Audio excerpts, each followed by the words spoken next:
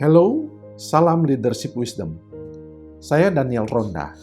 Kali ini kita membahas tentang topik kepemimpinan lagi yang menjadi bagian dari keahlian saya dalam secara akademis, dan saya rindu membagikan tips-tips simple, namun itu berdasarkan apa yang saya pelajari dari literatur tentang kepemimpinan. Kali ini saya membahas tentang tips meningkatkan kemampuan memimpin. Karena hanya pemimpin yang efektif dapat memimpin organisasi dengan efektif pula. Hanya pemimpin yang terus mengembangkan diri akan membuat organisasinya berkembang. Pemimpin yang berhenti belajar, maka organisasinya akan berhenti berkembang. Pemimpin yang tidak mau mengembangkan diri akan membuat organisasi yang dipimpinnya juga tidak berkembang. Jadi, jangan berpikir bahwa kepemimpinan itu hanya soal hal-hal yang berhubungan dengan tugas saja, tetapi bagaimana di dalam dia menjalankan tugasnya, ia juga mengisi dirinya, mengembangkan dirinya, sehingga dia mampu kemudian memimpin dan mengembangkan organisasi pelayanan yang dipimpinnya. Ini berlaku untuk siapa saja, pemimpin rohani maupun pemimpin di marketplace. Sehingga ini sangat tepat untuk kita terapkan di dalam kepemimpinan manapun. Jadi, saya sekarang akan membahas bagaimana meningkatkan kemampuan kita dalam memimpin. Ada 3 hal yang saya mau bahas. Yang pertama adalah jangan pernah berhenti belajar dalam mengembangkan diri. Ini prinsip dasar pemimpin. Karena pemimpin yang saya katakan tadi berhenti belajar, pasti berhenti berkembang. Pemimpin yang berhenti berkembang, ia tidak akan dapat mengembangkan organisasinya. Pendidikan tidak hanya bersifat formal, tetapi umumnya setelah dia tamat dari sebuah pendidikan sarjana atau master ataupun doktor, maka ia wajib mengembangkan yang disebut continuing education. Belajar lewat misalnya membaca buku, menonton YouTube yang berhubungan dengan keahliannya atau minat dan kepakarannya. Kemudian mengikuti seminar-seminar secara berkala dan juga memiliki pergaulan atau jejaring teman-teman yang sesama ahli atau kepakaran atau minat, sehingga mereka dapat saling menajamkan satu kepada yang lain. Jadi prinsip yang pertama dalam meningkatkan kemampuan memimpin adalah jangan pernah berhenti belajar. Dan belajar itu membutuhkan disiplin dan komitmen serta waktu yang disediakan. Jadi ketika saya menjadi gembala misalnya, atau saya menjadi CEO, atau seorang direktur di sebuah perusahaan, atau di lembaga, baik lembaga rohani maupun di marketplace, semuanya harus ada waktu untuk mengisi diri, mengembangkan diri. Tanpa itu, kita akan gagal dalam meningkatkan kemampuan untuk memimpin. Saya rasa ini sesuatu yang sudah kita ketahui, tetapi membutuhkan disiplin untuk melakukannya. Karena ada satu sikap yang tidak baik dari pemimpin yang perlu diperbaiki adalah merasa bahwa dia sudah tahu, merasa dia sudah berpengalaman, dan merasa dia sudah cukup. Ingat, apapun yang kita sebut ilmu tidak pernah stagnan. Yang kita pelajari di S1, S2, S3 tidak akan cukup. Kita perlu terus mengembangkannya. Hal yang kedua dalam meningkatkan kemampuan memimpin adalah perbaiki sifat atau karakteristik kepemimpinan yang menjadi titik lemah Anda. Pelajari dulu, analisa dulu Apa kata orang, apa kata mentor, orang-orang terdekat, baik pasangan kita maupun orang-orang yang kita minta memberi evaluasi tentang kelemahan-kelemahan, sifat-sifat yang menjadi titik lemah kita, karakteristik yang menjadi sesuatu yang lemah di dalam kepemimpinan. Misalnya, saya memiliki kelemahan di dalam tidak berani terus terang berkata tidak misalnya. Saya banyak memiliki kelemahan itu. Tidak berani bilang tidak. Saya selalu mengiyakan.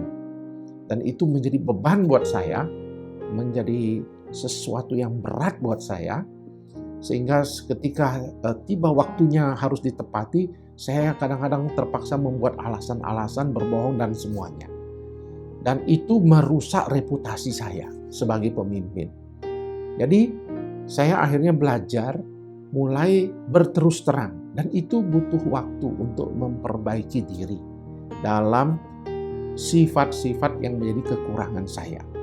Mungkin saudara punya sifat pemalu, tidak berani bicara. Mungkin saudara sebaliknya mungkin jadi pemarah, mudah emosi. Sedikit-sedikit saudara seperti mau menegur, mau menghakimi, mau memarahi dan sebagainya. Mungkin saudara penakut, mungkin saudara tidak tegas, mungkin saudara pelin-pelan, mungkin saudara macam-macam kelemahan saudara. Saudara harus tahu apa menjadi titik kelemahan saudara, identifikasi, lalu evaluasi, lalu cari kembali ke tips yang pertama, cari cara, entah melalui buku, entah melalui percakapan-percakapan mentoring, bagaimana saya memperbaiki sifat-sifat ini. Karena kalau saya biarkan, dan apalagi saya sudah tahu dan saya biarkan, itu akan menjadi penghambat di dalam pengembangan diri saya sebagai pemimpin, dan juga pada saat yang sama berkembangnya organisasi juga terhambat oleh karena diri saya tidak mau memperbaiki sifat-sifat karakteristik yang menjadi kelemahan saya. Tips yang ketiga dalam meningkatkan kemampuan memimpin adalah kembangkanlah skill saudara, keterampilan yang menjadi passion kita, passion Anda. Nah, setiap pemimpin tentu bukan hanya sifatnya yang harus diperbaiki, tetapi juga keahliannya. Misalnya saudara seorang pemimpin gembala, yang dibutuhkan misalnya kepemimpinan gembala, komunikasinya. Saudara perlu harus memperbaiki, entah itu komunikasi interpersonal, relasi dalam percakapan-percakapan pribadi, maupun komunikasi yang disebut public speaking atau khotbah kalau dalam kepemimpinan rohani. Saudara perlu mengecek komunikasi ini. Bila didapati dan dalam evaluasi itu dikatakan ini titik kelemahan saudara, tolong perbaiki. Seperti saya memperbaiki dan terus belajar bagaimana cara mengefektifkan khotbah saya. Cara mengefektifkan saya berkomunikasi antar pribadi, karena itu membutuhkan keterampilan khusus. Tidak sembarang bertemu dengan seorang pejabat, bertemu seorang pengusaha, bertemu dengan seorang yang ada dalam pelayanan, kita harus tahu caranya. Tidak sembarang kita bertemu dengan orang, sembarang kita bicara. Bagaimana memulai pembicaraan yang menarik, bagaimana kemudian dia tertarik dengan pembicaraan kita, lalu bagaimana kemudian dia berkomitmen untuk menjadi orang yang setia dalam pelayanan atau berkomitmen untuk mendukung organisasi kita. Semuanya itu butuh keterampilan dan saudara harus belajarnya. Jangan berhenti belajar. Saya rutin belajar tentang bagaimana cara meningkatkan khotbah, walaupun saya sudah menulis buku khotbah. Saya masih belajar tentang public speaking, walaupun saya sudah tahu teori-teorinya. Tapi saya membutuhkannya. Apalagi sekarang zaman informasi. Semua ada di YouTube secara berlimpah. Dan tidak sulit lagi mencari seperti dahulu. Kita harus punya modal membeli buku ke toko buku dan seterusnya. Sekarang semuanya sudah sangat mudah sekali. Yang perlu misalnya keterampilan oleh seorang hamba Tuhan, misalnya cara menggali dana, misalnya fundraising. Begitu pula di dunia marketplace, dunia sekuler. Saudara juga perlu belajar tentang bagaimana cara meningkatkan orang untuk engage dalam organisasi saudara. Marketing, strategi marketing misalnya kalau di dunia marketplace atau di dunia sekuler. Sedangkan di dunia rohani, bagaimana meningkatkan kemampuan jemaat involved dalam pelayanan. Semua itu adalah sebuah keterampilan yang perlu dipelajari. Dan tentu itu menjadi art, seni.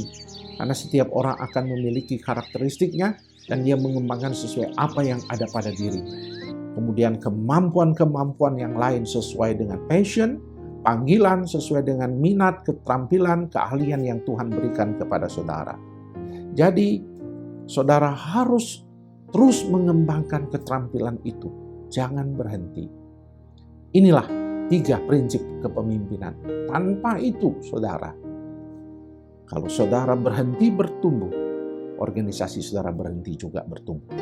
Kalau saudara berhenti belajar, organisasi juga saudara akan berhenti berkembang.